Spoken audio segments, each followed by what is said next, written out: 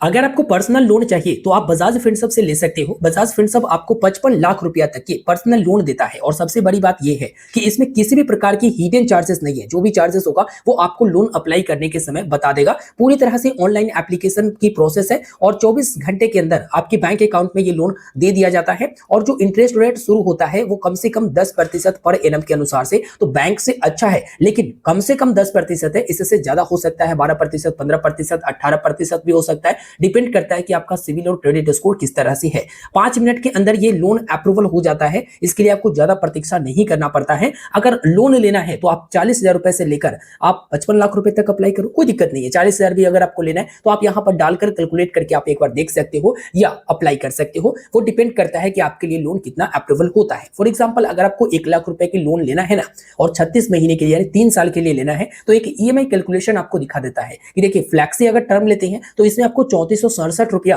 पे करना पड़ेगा, जो कि फिक्स्ड ईएमआई होता है एक। और दूसरा है एक 3274 रुपया जो कि टर्म लोन में होता है, ये भी एक फिक्स्ड ईएमआई होता है। लेकिन फ्लेक्सी हाइब्रिड का ऑप्शन भी मिलता है और फ्लेक्सी हाइब्रिड का ऑप्शन तब मिलेगा जब कम से कम 72 महीने का आप टेन्योर लेते हो, यानी लोन अप्लाई करते हो तो कम से कम चाहते हो कि 72 महीने में मैं इनको चुकाऊं। तो फ्लेक्सी हाइब्रिड क्या है, देखिए बहुत ही मजेदार चीज है ये। फ्लेक्सी हाइब्रिड क्या करता है कि आपको कहता है कि कुछ महीने आप इतना ईएमआई दे दो और बाकी के कुछ महीने आप इतना ईएमआई दे दो। एग्जांपल से मैं आपको बताऊं तो अगर आपका ईएमआई 5,000 रुपया बन रहा है, फॉर एग्जाम्पल आपने लोन लिया 5,000 रुपए आपका ईएमआई बन रहा है, लेकिन आप हर महीने 5,000 रुपए नहीं दे पाओगे, तो ऐसे में आप फ्लेक्सी हाइब्रिड का ऑप्शन चुन लीजिए। इसमें क्या होगा कि आपको बोला जाएगा कि देखो 2,000 रुपए करके कुछ महीना दे दो, जैसे 9 महीना या 24 महीना या 12 महीना जो भी है, आप 2,000 रुपए करके दे दो और बाकी के जो कुछ महीना बचता है उसमें से आप 3,000 रुपए या फिर 2,400 रुपए करके ऐसे करके आप दे दो। तो ये आपको तोड़कर पेमेंट करने का ऑप्शन देता है, तोड़कर ईएमआई देने का ऑप्शन देता है कि हाँ कुछ महीने यानी 24 महीने 12 महीने इतना का दे दो, फिर बाकी के जो समय बचता है या महीने बचता है उसमें आप इतना का दे दो।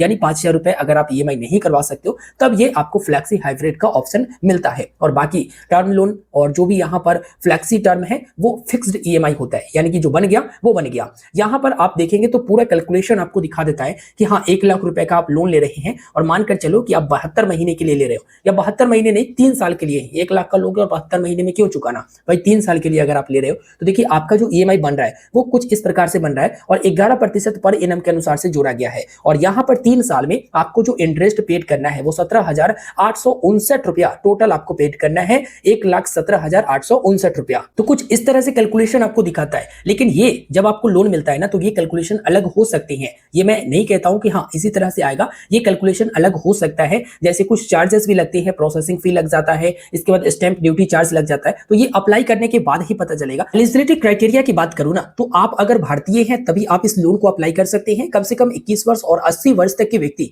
इस लोन को अप्लाई कर सकते हैं। अगर आप एम्प्लॉयड है जो कि पब्लिक या फिर प्राइवेट यानी सरकारी जॉब करते हैं या प्राइवेट, तो भी आप लोन के लिए एलिजिबल होते हैं। अगर आपका सिविल स्कोर 685 या इससे ऊपर है तो आप एलिजिबल होते हैं। और अगर आप सेल्फ एम्प्लॉयड या फिर सैलरीड पर्सन है तो भी आप इस लोन के लिए एलिजिबल होते हैं। केवाईसी के लिए आधार और पैन होना चाहिए। इसके साथ ही अगर आप सैलरी पर्सन है तो आपको 3 महीने का, कम से कम 3 महीने का सैलरी स्लिप दिखाना पड़ेगा, और नहीं तो आप अपना बैंक स्टेटमेंट वहां पर जनरेट करके दिखा दोगे कि हाँ मेरा बैंक स्टेटमेंट कुछ इस प्रकार से है। वो मैं आगे आपको बताऊंगा पूरा प्रोसेस, अभी घबराइए नहीं। देखिए कि किस तरह से अप्लाई करना है। अप्लाई करने के लिए लिंक मैंने वीडियो के डिस्क्रिप्शन में दे दिया है, जिस पर क्लिक करिए, आगे देखिए। तो पर्सनल लोन अप्लाई करने के लिए वीडियो के डिस्क्रिप्शन में जो मैंने लिंक दिया है इस पर आप क्लिक करोगे। क्लिक करने के बाद इस प्रकार के इंटरफेस आपको दिखाई देगा। यहाँ पर आपको मिलता है अप्लाई नाउ की ऑप्शन। ये अप्लाई नाउ वाले ऑप्शन पर आपको क्लिक करना है। इसके बाद आपको अपना 10 डिजिट का मोबाइल नंबर दर्ज करना है और गेट ओटीपी ऑप्शन पर क्लिक करना है। आपके मोबाइल नंबर पर एक ओटीपी आएगा। आप यहाँ पर ओटीपी दर्ज करके सबमिट ऑप्शन पर क्लिक कर देंगे। अब यहाँ पर आपको बताना है कि आपको लोन अमाउंट कितना चाहिए। जैसे मुझे अगर 50,000 रुपए की लोन चाहिए तो मैं यहाँ पर 50,000 रुपए एंटर कर दूंगा। कितने महीनों के लिए चाहिए, 60 महीना, 48 महीना, जो भी चाहिए आप यहाँ पर सिलेक्ट कर लेंगे। ठीक है, सिलेक्ट करने के बाद आप स्लाइड करेंगे नीचे की तरफ तो कुछ बता दिया गया है कि देखो आपको 11% रेट ऑफ इंटरेस्ट के अनुसार से लगेगा और 48 महीना का आप चुन रहे हो। आपका ईएमआई कुछ इस प्रकार से बनेगा और प्रोसेसिंग फी इसमें 378 रुपए, स्टैंप ड्यूटी चार्ज आगे आपको बताएगा और जो भी एक्स्ट्रा चार्जेस है वो आगे आपको मालूम चलेगा, मोटा मोटी यहाँ पर बता दिया जाएगा। चलो अप्लाई नाउ वाले ऑप्शन पर क्लिक करता हूँ। अब यहाँ पर आपको पूरा के पूरा पर्सनल डिटेल अपना दर्ज करना होता है। देखिए ऊपर में बताया गया है कि आप 50,000 रुपये लोन के लिए अप्लाई कर रहे हो, 48 महीना का आप यहाँ पर चुने हो, ठीक है। 48 महीना से कम भी दिखा सकता है, वो आगे चलकर पता चलेगा, ठीक है। यहाँ पर आपको क्या क्या दर्ज करना है, तो पहले पर्सनल डिटेल, उसके बाद इनकम वेरिफिकेशन करना है, एम्प्लॉयमेंट डिटेल दर्ज करना है, ऑफिस एड्रेस देना है, ईमेल वेरिफिकेशन करना है, और यहाँ पर ऑफर डिटेल आपको दिखाया जाएगा, लोन समरी दिखाया जाएगा। इसके बाद KYC वेरिफिकेशन होगा, बैंक डिटेल वेरीफाई करेंगे, एप्लीकेशन सबमिट करेंगे, ई मैंडेट करेंगे, ई एग्रीमेंट आएगा, और उसके बाद आपको लोन मिलेगा। यानी कि पूरा के पूरा इतना सारा स्टेप है जो कि आप यहाँ पर देख ही सकते हैं। तो यहाँ पर करना क्या है, आपको सबसे पहले पूरा नाम दर्ज करना है, जेंडर सेलेक्ट करना है, डेट ऑफ बर्थ दर्ज करना है, पैन कार्ड नंबर दर्ज करना है। इसके बाद एम्प्लॉयमेंट टाइप सैलरी है तो सैलरी, सेल्फ एम्प्लॉयड है तो सेल्फ एम्प्लॉयड आपको दर्ज करना है। उसका GSTIN ऑप्शनल भी है तो दे दीजिए, नहीं तो छोड़ दीजिए। पिन कोड आपको अपना दर्ज करना है, जो करंट रेसिडेंस पिन कोड है वो आप दर्ज करिए, और टर्म्स एंड कंडीशन को एग्री करिए, इसे भी आपको एग्री करना होगा, और फिर कंटिन्यू ऑप्शन पर क्लिक करना होगा। अब यहाँ पर इनकम वेरिफिकेशन आता है। इनकम वेरिफिकेशन में आपको उस बैंक अकाउंट को चुनना है जिसमें आपका सैलरी या फिर इनकम आता है। तो यहाँ पर आगे कैसे होगा वो मैं आपको इस वीडियो में बताऊंगा। मेक श्योर होइएगा कि आपके अकाउंट के साथ कोई ना कोई मोबाइल नंबर लिंक हो, ताकि OTP से वेरीफाई हो सके, और आपको कंसेंट शेयर करना होगा ताकि बैंक स्टेटमेंट वहां पर फैच किया जाए और देखा जाए कि आपका इनकम इसी बैंक अकाउंट में आता है। तो आप कंटिन्यू करेंगे, और यहां पर आप उस बैंक का नाम चुनेंगे जिसमें आपका अकाउंट है और उसमें आपका सैलरी या फिर इनकम जाता है। जैसे HDFC बैंक तो वो आप सिलेक्ट करेंगे, स्टेट बैंक ऑफ इंडिया तो वो भी आप सर्च कर लेंगे, कंटिन्यू करेंगे। इसके बाद आपको यहां पर कंसेंट को एग्री करना है और गेट OTP पर क्लिक करना है। अब एक OTP जाएगा जो कि आपके अकाउंट के साथ जो भी मोबाइल नंबर लिंक रहेगा उस पर आप यहां पर OTP दर्ज करके सबमिट करेंगे। उसके बाद कंसेंट के लिए टिक करके गिव कंसेंट पर क्लिक करेंगे, आपका बैंक स्टेटमेंट फैच हो जाएगा, ठीक है। और होने के बाद आपका इनकम वेरिफिकेशन हो जाएगा, ठीक है। अब यहां पर एम्प्लॉयमेंट डिटेल आपको दर्ज करनी है, जिस कंपनी में काम करती है या आपका कंपनी है उसका नाम आपको दर्ज करना है, नेचर ऑफ बिजनेस यानी कि किस बिजनेस का ये कंपनी है वो आपको यहां पर सिलेक्ट करना है, नेचर क्या है उसका। इसके बाद आपको इंडिविजुअल है या फिर क्या है वो आपको सिलेक्ट करना है, ईयर ऑफ इनकॉर्पोरेशन आपको दर्ज कर देनी है। इसके बाद एनुअल टर्नओवर क्या है वो आपको यहां पर दर्ज कर देनी है, जो सालाना है वो आपको यहां पर दर्ज कर देनी है। जो बिजनेस लोकेशन है और आपका रेसिडेंस एड्रेस है दोनों सेम ही है तो यस पर क्लिक करेंगे, अलग है तो नो पर क्लिक करके आप यहां पर मैनुअली दर्ज करेंगे। अगर आप पहले से कोई लोन लिए हुए हैं, उसका EMI चल रहा है तो कितना EMI चल रहा है वो आप यहां पर दर्ज करेंगे, नहीं चल रहा तो 0 आप दर्ज करके कंटिन्यू ऑप्शन पर आप क्लिक कर देंगे। अब इसके आगे ऑफिस का एड्रेस दर्ज करना है, जहां पर आप काम करते हैं या जहां का ऑफिस है वो एड्रेस आप यहां पर दर्ज कर देंगे, और दर्ज करने के बाद कंटिन्यू ऑप्शन पर क्लिक करेंगे। बता दिया गया कि 50,000 रुपए की लोन आपको मिल जाएगा, कितने महीने के लिए वो भी बता दिया गया, EMI आपका कितना बनेगा वो भी बता दिया गया, रेट ऑफ इंटरेस्ट क्या रहेगा तो 32% रेट ऑफ इंटरेस्ट, जो कि अगर आपका सिविल कम होता है, क्रेडिट स्कोर कम होता है या कम रुपए का लोन लेते हो तो आपको रेट ऑफ इंटरेस्ट ज्यादा देना पड़ता है। लोन समरी आप देखेंगे तो 50,000 रुपए की लोन है, प्रोसेसिंग फी 2,000 कुछ रुपए लग रहे हैं, और यहाँ पर CPP लिख का आ रहा है ना, इसमें अगर आप इंश्योरेंस लेना चाहते हैं तभी टिक करिएगा, अगर टिक करते हैं तो 2950 रुपया ये लग जाएगा, अगर आपको नहीं चाहिए तो इसको टिक मत कीजिएगा। स्टैंप ड्यूटी 0 रुपया है आप देखेंगे, क्योंकि यहाँ पर जो प्रोसेसिंग चार्ज है वो भी काफी ज्यादा लग रहा है। तो कुल मिलाकर अगर देखा जाए तो 50,000 रुपए की लोन लेते हैं तो आपका रेट ऑफ इंटरेस्ट अलग हो सकते हैं, स्टैंप ड्यूटी अलग हो सकते हैं, प्रोसेसिंग फी अलग हो सकती है, डिपेंड करता है कि आपका सिविल वगैरह क्या है। आप देखेंगे पूरा की पूरा डिटेल है यहाँ पर। अगर लेना है तो कंटिन्यू ऑप्शन जो नीचे मिलता है इस कंटिन्यू ऑप्शन पर आप क्लिक कर देंगे। इसके बाद KYC करना होगा, डिजी लॉकर से करना होगा, तो यहाँ पर डिजी लॉकर वाले साइन पर क्लिक करेंगे, आधार नंबर दर्ज करेंगे, नेक्स्ट करेंगे। इसके बाद आधार लिंक मोबाइल नंबर पर एक OTP आएगा, OTP दर्ज करके आप सबमिट करेंगे। अब आगे डिजी लॉकर का जो पिन बनाते हैं वो आपको पिन दर्ज करना है, अगर आप भूल चुके हैं तो फॉरगेट पर क्लिक करेंगे। इसके बाद आप अपना डेट ऑफ बर्थ दर्ज करेंगे